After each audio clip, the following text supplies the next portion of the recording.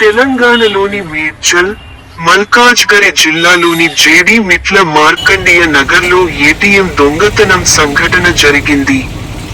వివరాల ప్రకారం, గుర్తు తెలియని వ్యక్తులు గ్యాస్ కట్టర్తో హెచ్డిఎఫ్సి బ్యాంక్ ఏటీఎంను ధ్వంసం చేసి, నగదు పెట్టెతో పారిపోయారు.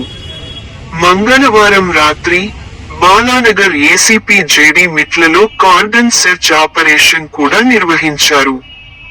దొంగలు అదే ప్రాంతంలో ఏటీఎం దొంగతనానికి పాల్పడ్డారు. సీసీటీవీ ఫుటేజ్ సహాయంతో పోలీసులు దర్యాప్తు చేస్తున్నారు.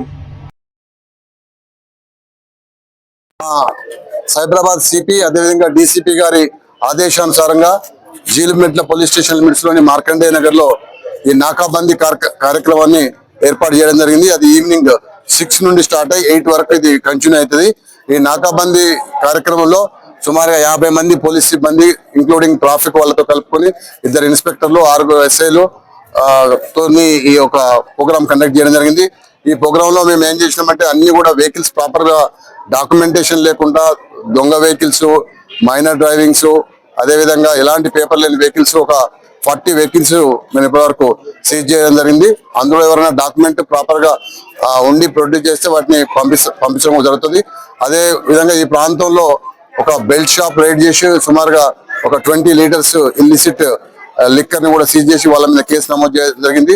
అదేవిధంగా ఈ ప్రాంతంలో ఉండే ఒక 10 మంది క్రిమినల్స్ ను చెక్ చేసి వాళ్ళ కుటుంబ సభ్యులకు కౌన్సిలింగ్ ఇచ్చి వాళ్ళకు కూడా కౌన్సిలింగ్ ఇచ్చి మళ్ళీ ఫర్దర్ గా ఎలాంటి నేరాలు జరగకుండా ఉండాలని చెప్పి వాళ్ళు ఏ విధంగా వాళ్ళ జీవనం కొనసాగిస్తున్నారు అనేది పూర్తిగా వివరాలు అడిగి తెలుసుకోవడం జరిగింది.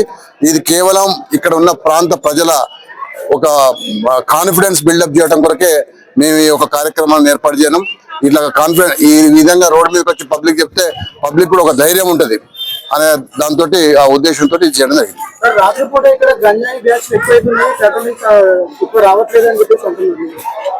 అట్లేం లేదండి, మేము ఆల్మోస్ట్ ఎవ్రీ ఆల్టర్నేటివ్ డేస్ ఇక్కడ గాంజా సంబంధించిన మన దగ్గరనైతే పెడ్లర్స్ అయితే లేరు, ఓన్లీ కన్జ్యూమర్స్ మాత్రం ఉన్నారు. ఆ కన్జ్యూమర్ సంబంధించి ఎక్కడ ఉన్నా వాళ్ళని తీసుకుపోతున్నాం, రెగ్యులర్ కేసులు బుక్ చేస్తున్నాం, డయల్ 100 కాల్ వచ్చినా కూడా రెస్పాండ్ అవుతున్నాం. మీరు డైరెక్ట్ గా కూడా ఇన్స్పెక్టర్ చెప్పినా లేకపోతే డిఐ చెప్పినా మాకు చెప్పినా మేము తప్పకుండా రెస్పాండ్ అవుతాం. Thank you.